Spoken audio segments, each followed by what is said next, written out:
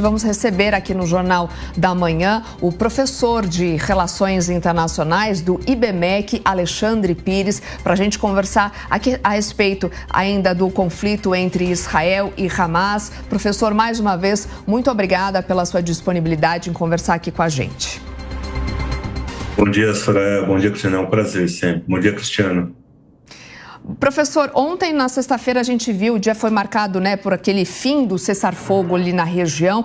Queria entender, como que esse retorno dos bombardeios, como ficam as negociações também para a libertação dos reféns? A gente sabe, semana que vem, dia 7 de dezembro, já são 2 meses desse conflito. Você também acredita e vê a possibilidade aí de uma nova rodada de pausas humanitárias também, mais para frente?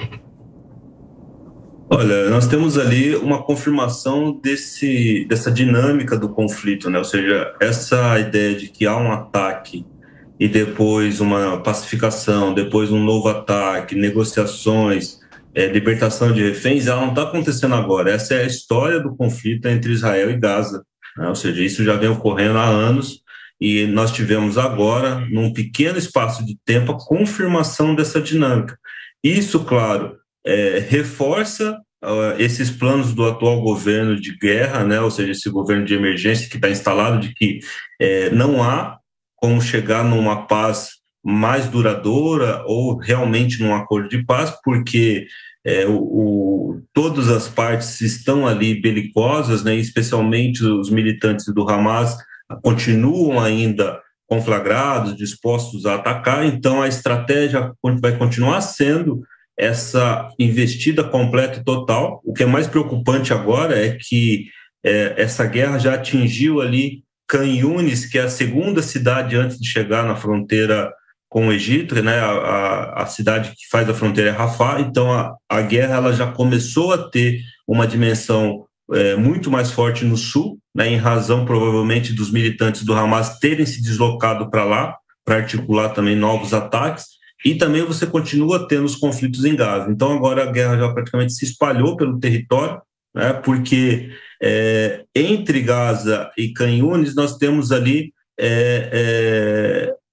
Deir el-Balah, que Deir é a cidade do meio ali de Gaza. Então, praticamente toda a faixa agora está se tornando uma zona de conflito. A crise humanitária vai ser ainda mais grave, porém, a ideia de uma investida e a completa aniquilação ou inoperância do Hamas vai continuar sendo o mote, ou seja, nós vamos ter o que hoje, Ou seja, nós temos uma nova delegação de israelenses indo para o Catar para negociar mais uma libertação, mais uma leva de reféns libertos e uma troca ali com prisioneiros palestinos. Isso vai continuar, mas nesse ritmo. O ataque é retomado, intensifica-se, e aí depois, caso o Hamas ceda, retoma-se a trégua. Enquanto isso, nós vamos tendo mais e mais mortes, e muitos dos reféns, ou porque tinham problemas de saúde, ou porque vão ser usados ali como exemplos para Israel, e aí nesse sentido vão ser mortos, e enfim,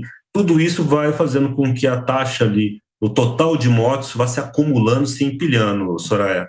Professor, só para continuar nessa linha de raciocínio, você vê os reféns ali como também um instrumento de pressão que o Hamas tem? Você já enxerga o Hamas um pouco mais e cada vez mais acuado?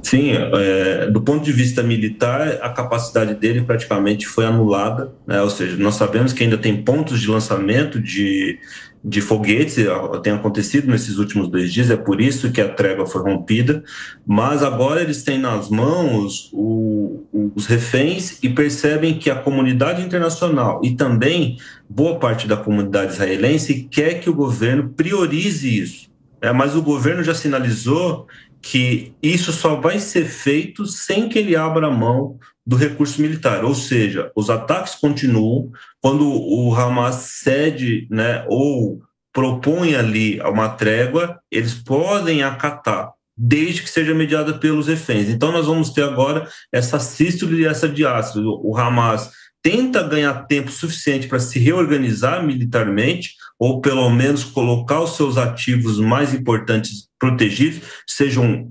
material militar, sejam comandantes militares, ou e aí, feito isso, ele retoma um ataque, né? Ou seja, não tem uma parada esse movimento. E agora nós vimos o quê? Que os ataques no Líbano foram retomados e, mais grave ainda, houve agora um ataque perto de Damasco, que é a capital da Síria, né? Inclusive com o próprio Irã acusando que dois comandantes ali da guarda iraniana, né, que é a principal força militar iraniana, foram mortos nesse ataque na Síria pela Força Aérea Israelense. Ou seja, então nós estamos no momento novamente da guerra ser uma guerra em todas as instâncias e envolvendo 3 países, né? Ou seja, melhor, 3 territórios, né? Gaza, Líbano, né, a parte sul do Líbano e agora a Síria.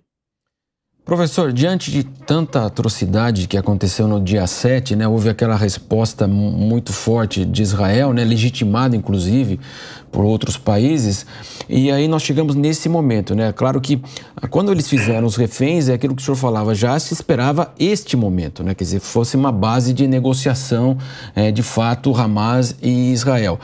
Mas houve também uma série de críticas em relação a essa reação muito forte, a questão dos civis, né? O apontamento de crianças, mulheres e também demais civis, pessoas idosas que morreram nessa investida, nessa incursão, portanto, terrestre. Então, esse momento também é um momento que Israel busca não perder o apoio da opinião pública nas suas ações.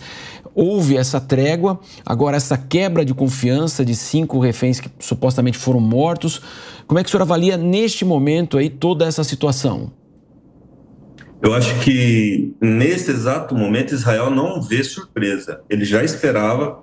Durante o 3º dia de libertação, né, o comandante militar já dizia que havia ali sinais de ataques, mas existe um pouco esse fenômeno na diplomacia, né? Tem hora que você finge que não vê para continuar o processo. Então ali já se fingiu que não houve, né, que não aconteceram ataques.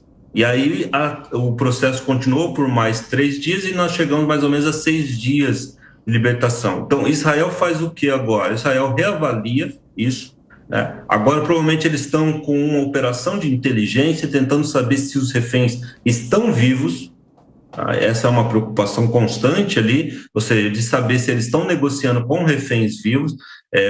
Durante esse processo todo, teve momentos de provas de vida, teve momentos de vídeos, tudo isso são cobranças de Israel para que a negociação continue. Quando ele faz novos ataques, e ele espalha essa área de ataque, provavelmente ele vai ter que reavaliar isso e saber se esses reféns continuam nos lugares que estão protegidos ou não, ou se eles foram atingidos, ou, né, se o Hamas está operando e movimentando esses reféns para tentar ter uma vantagem. Ou seja, cada vez que tem essa ruptura, Marcelo, a libertação dos civis e a interrupção, né, desse morticínio fica cada vez mais distante, porque o ataque é retomado de uma maneira, às vezes, menos planejada, sem ter tempo para pedir evacuação dos civis. É o caso de Khan Yunis agora, que é essa cidade que eu comentava, né? Ou seja, não houve tempo ainda de preparar uma evacuação, não houve tempo ainda de uma invasão terrestre para fazer ali a averiguação mais precisa de onde que estão os ativos militares, quais pontos do território da cidade estão sendo usados com fins militares, e aí, claro, o número vai multiplicando, né? Ou seja, já ultrapassamos, acho que na casa de 300 mortos aí durante esse período de trégua, e isso vai se multiplicar ainda mais. E claro, como você disse, nós já estamos indo ali para praticamente 2 meses. Então, num conflito dessa dimensão, cada 1 mês, muitas mortes, porque agora se tornou um conflito que nós podemos chamar de altíssima intensidade. E aí, nesse sentido, Israel vai continuar usando o recurso que ele tem para pressionar o Hamas, né? Ou seja, o Hamas confirma mais e mais que realmente é uma organização que só responde a uma pressão tremenda, né? Ou seja, só cede a uma pressão tremenda, e mesmo assim continua ali operando com ataques, conseguindo ali dar algum tipo de resposta. Nós tivemos ali foguetes que chegaram de novo num ponto bastante interiorizado do território israelense. Então, Israel continua, né, nessa linha, mas sabendo que o relógio, né, o tempo de vida ali dos reféns está cada vez menor. Conversamos com o professor de Relações Internacionais do IBMEC de São Paulo, Alexandre Pires. Professor, mais uma vez, o nosso agradecimento. Muito obrigada pelos esclarecimentos. Até uma próxima. Um ótimo fim de semana para você. Beijo para vocês.